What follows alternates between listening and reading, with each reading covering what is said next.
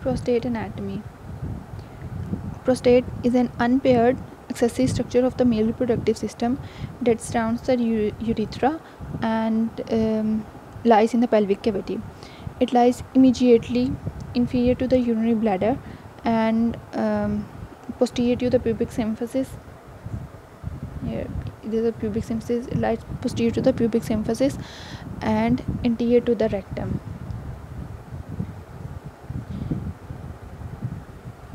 The secretions of this gland add bulk to the seminal fluid along with those of the seminal vesicles and the seminal vesicle and the bulbourethral glands.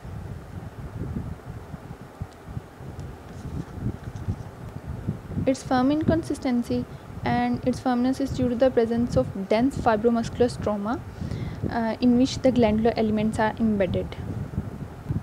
It's shaped like an inverted rounded cone with a large base which is continuous above with the neck of the bladder, and apex lies below on the pelvic floor. It is on the pelvic floor.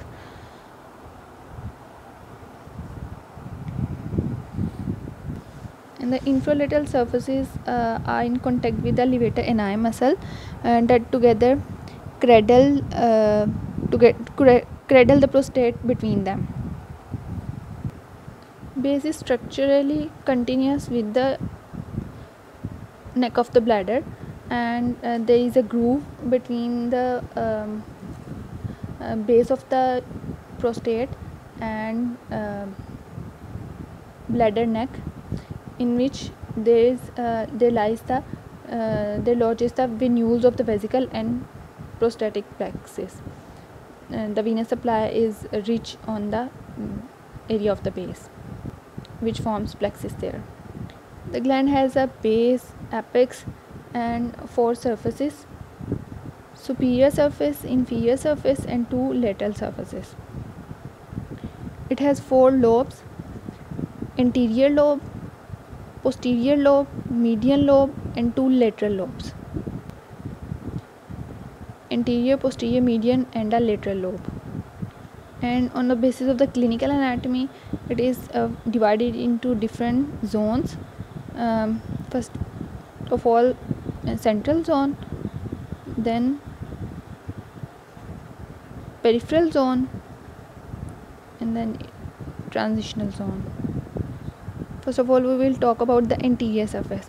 Anterior surface is narrow and convex from side to side, and it lies 2 cm behind the pubic symphysis with retropubic fat intervening between them, and its upper part is connected to the pubic bone by the puboprostatic ligament,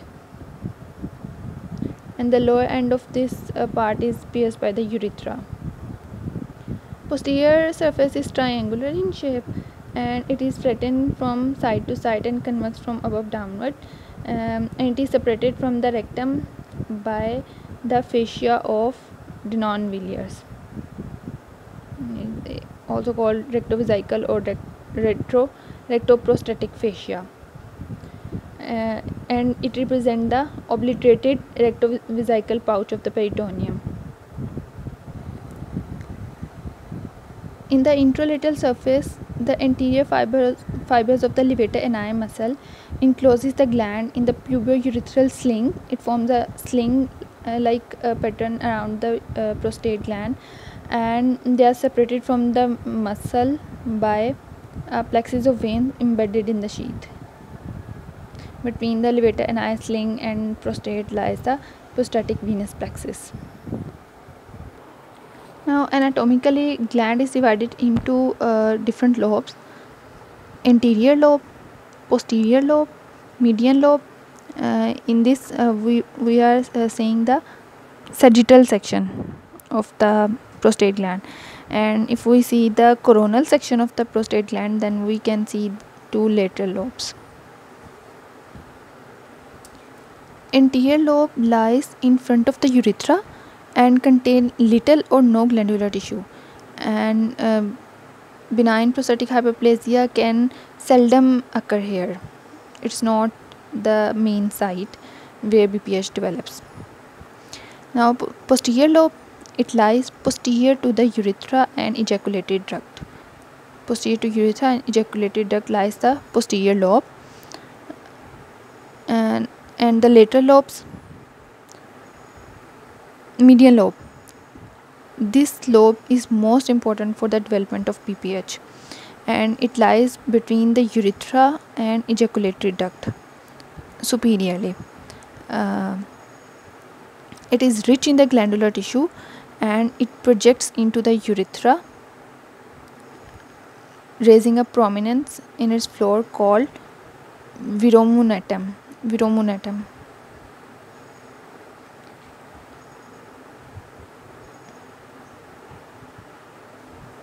Here is verumonotum present. Now lateral lobe lies on the lateral sides, and it is a site of the adenoma formation. Now clinically, the urethra is divided into the three different zones: central zone, peripheral zone, and the transitional zone. Here is transitional zone, central zone, and the peripheral zone, and here is the anterior region, which is the non-glandular. Central zone is a cone-shaped region that surrounds the ejaculatory duct. It lies posterior to the urethral lumen and above the ejaculatory ducts. It contains 25% of the prostatic tissue, but only 1 to 5% of the prostatic cancers can arise from this region. Now peripheral zone, it lies posterolateral aspect of the prostate, and it contains majority of the prostatic glandular tissue, representing here in the green color, and it is a major site for the development of the prostatic adenocarcinoma. Central zone and the peripheral zone are like egg in an egg cup. Now transitional zone, it surrounds the urethra proximal to the verumonotum. Here is the colliculus seminalis or seminal colliculus, which is also known as verumonotum, and it is a projection in the urethra. So the transitional zone lies proximal to the verumonotum. In this picture, here is the area of the seminal colliculus or verumonotum is shown, and the transitional zone lies proximal to the verumonotum, and this area corresponds to the median lobe of the prostate when we talk anatomical divisions of the prostate gland, and it is a main site for origin of the benign prostatic hyperplasia, as it lies in the immediate vicinity of the urethra. When the benign prostatic hyperplasia develops, it compresses the urethra. As we discussed earlier, that the median lobe or the transitional zone is the rich in the glandular tissue, and it is the most common site of the glandular hyperplasia. It projects on the surface of the urethra as a prominence called verumonotum. It self projects into the urethra and form the verumonotum and area of the seminal colliculus. So in the ejaculatory duct lies above this region. So when the median lobe enlarges, then it compresses the verumonotum inferiorly. The verumonotum is a very important surgical landmark while performing the transurethral resection of the prostate, as external sphincter lies below this level. Here is the external urethral sphincter, which lies below the verumonotum, and so resection must be performed above the verumonotum. Failure to do this results in the incontinence of the urine because of the damage to the external urethral sphincter. Here another picture of the different zones of the bladder is given. Is a urethra. Surrounding posterior to the urethra is central zone, surrounding central zone is the peripheral zone, and anterior to the urethra, surrounding the urethra is the transitional zone, and here is the fibromuscular stroma. In this region Here is the central zone, and egg in an eggshell like pattern. Central zone is surrounded by the peripheral zone, and is a transitional zone, small part of the transitional zone, and is the fibromuscular stroma. There are two sphincters related to the prostate: internal urethral sphincter and external urethral sphincter. The proximal or internal urethral sphincter mechanism subserves the sexual function of the closing during ejaculation, and the resection of this tissue during prostatectomy is responsible for the retrograde ejaculation.